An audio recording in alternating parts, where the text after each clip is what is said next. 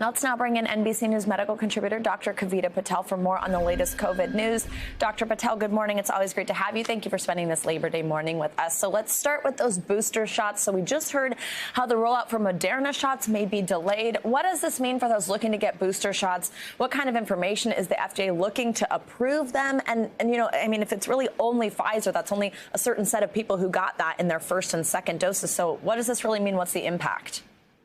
Yes, Savannah, there's millions of Americans, in addition to those who received Johnson & Johnson, now Moderna recipients who are not going to be able to receive boosters on September 20th. Savannah, it has to do with how Moderna filed their application for their booster shot. They used a reduced dose from their first and second shots. This is in contrast to what Pfizer did, which is basically file for their booster to be exactly like doses 1 and 2, making it a little bit more straightforward for the FDA. So I do think that it will be several weeks, not months.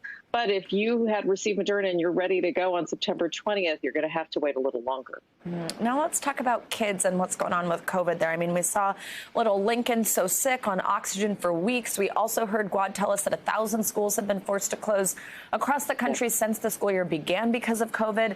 First, let's play some sound from Dr. Fauci commenting on children being vaccinated from just yesterday.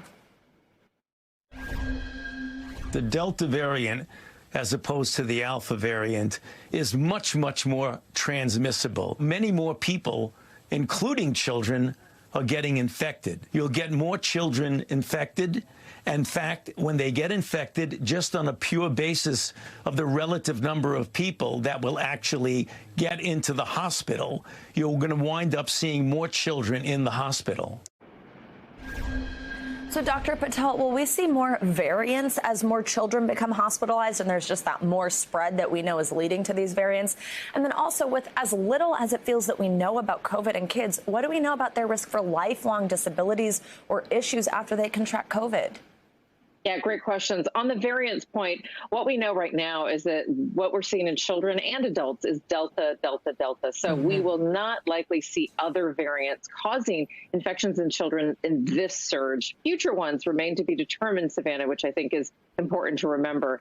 Second, to your point about kind of long COVID or longer term lifetime symptoms, those numbers are increasing. We are starting to get more and more percentages, anywhere as high as 20 to 25% of children who are having symptoms or problems after their initial COVID infections. It does speak to the point that you're making that we do need to worry not just about those who are hospitalized, but even those who have mild infections, because they have also been shown to sometimes have these long symptoms. Something that I think doctors of all types are going to have to look out for, because symptoms of long COVID can be incredibly diverse. Absolutely. That's something that I still feel like there's so much to learn there, and especially it's concerning with kids. Finally, Dr. Patel, let's talk about what could be ahead for us. So this weekend is sort of considered to be the unofficial end of summer. Of course, today's Labor Day. So now with the Delta variant surging, what do you expect to see come fall and winter? I mean, in surges past, these were the times of real concern, but we're already kind of in a time of real concern. Are we prepared to handle colder months after the summer? Yeah, great question. Look, we know that this is a virus that has an affinity for colder months, because when it's less humid, it has the ability to kind of stick around and be aerosolized a little bit more easily. So we do worry about the fall and winter, especially with a flu season. We got away with a relatively low flu season last year, Savannah. I don't know if we'll be as lucky, because we're back out working, we're back in school. So I do think that we will have to have more and more people vaccinated. The more people in the next several months that we can get vaccinated, the better our winter season will be. I do think it'll be better than last year. That's good news. But how good it'll be will depend on our actions in the next several weeks to get everyone vaccinated.